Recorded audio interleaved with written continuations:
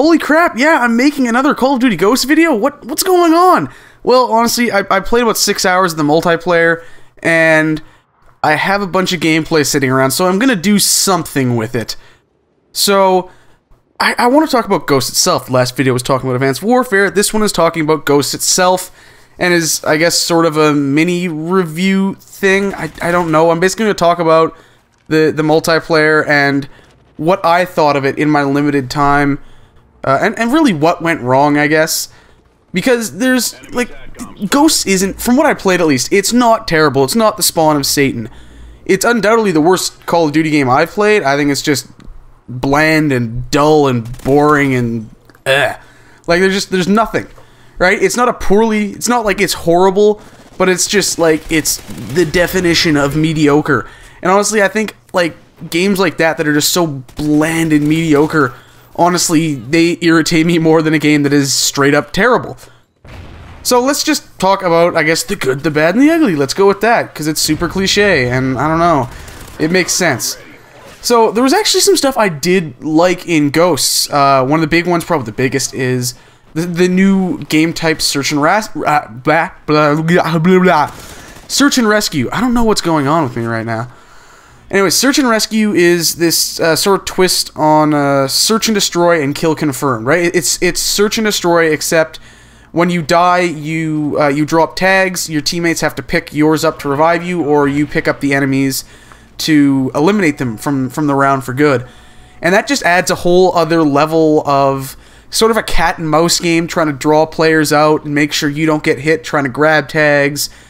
And it just made it like really intense and kind of added to the Search and Destroy mode that, as much as it's considered a classic, it was kind of growing stale with the whole Call of Duty formula. So I honestly really enjoyed that. I think the new knife animation is an improvement where it takes a bit longer and you actually have to stab the guy, but it still has its issues with like huge lunge and hitbox lag issues, but we're going to get into that a bit later. But overall, it's an improvement. I know Sledgehammer said they're going to have an all-new melee system for Advanced Warfare, so I'm looking forward to seeing that. Create a Soldier. That's another one of the things I really liked. Just added another level of customization, and I don't know, customization options for me, I just enjoy that kind of stuff. When a game allows me to go absolutely crazy in customizing my character and my guns or my weapons, if it's not like a shooter, it just, I don't know, that honestly wraps me up more than the game itself sometimes. It's just, I just want to make everything look cool and blah, right? So Create a Soldier was something that I like that. I liked that new level of customization. I hope it was a bit of a twist on the Pick 10 system in Black Ops 2, so hopefully something similar to that is retained in future games. And from what I experienced, I actually liked the new perk system, the different tiers and everything, but I think the stealth perks seemed a bit too strong compared to everything else. But of course, this was a multiplayer demo, so I was very limited in what I had access to. So that's what I liked, mostly. If you wanted to dumb it down, you can just say the rest of it I didn't like, which is a lot. But there's some stuff I'm going to point out. The field orders, which is new for Ghosts, neat idea, bad execution, in my opinion. They just kind of distract you from the rest of the game, and if you're playing, like, I guess that's fine in TDM, but when you're playing an objective game type, I just found it distracted you from everything else going on, and more often than not got you killed trying to do something stupid. So I'm not a fan of those.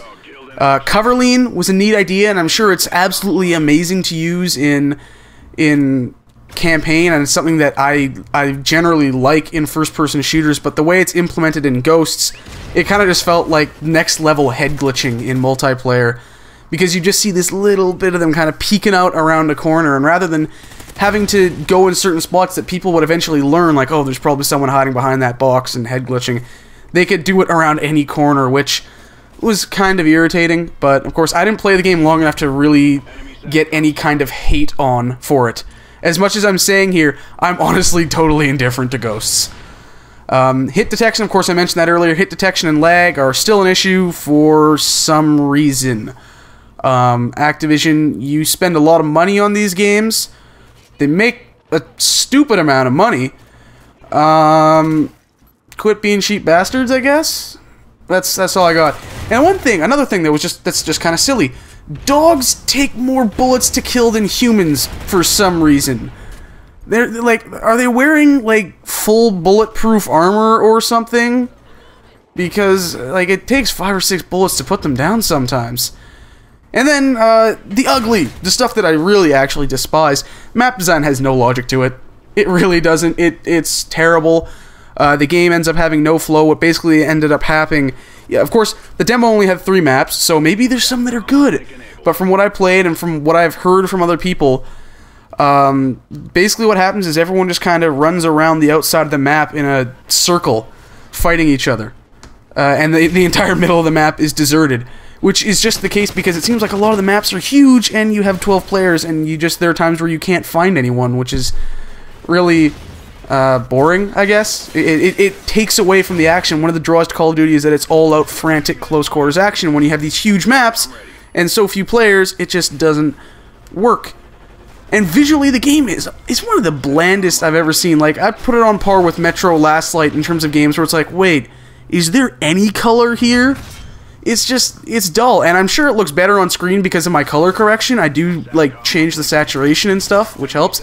But when you're actually playing, it's just boring to look at, which is not a good thing because the game itself isn't all that thrilling. The formula, the core mechanics are identical to what they were in Modern Warfare 2, besides, like, cover lean and the slide. So, overall, it's like I said at the beginning, this isn't like the worst game ever made, like some people are saying. I would concede that it's probably the worst Call of Duty ever made, but it's still just like a mediocre game. It's not terrible, it's not awful, it's horrible. There are parts of the game that are terrible, but from what I've played, it's just like the definition of a mediocre video game.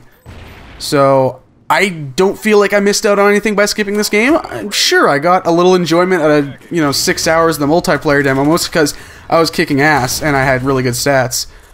But other than that, this game's totally skippable.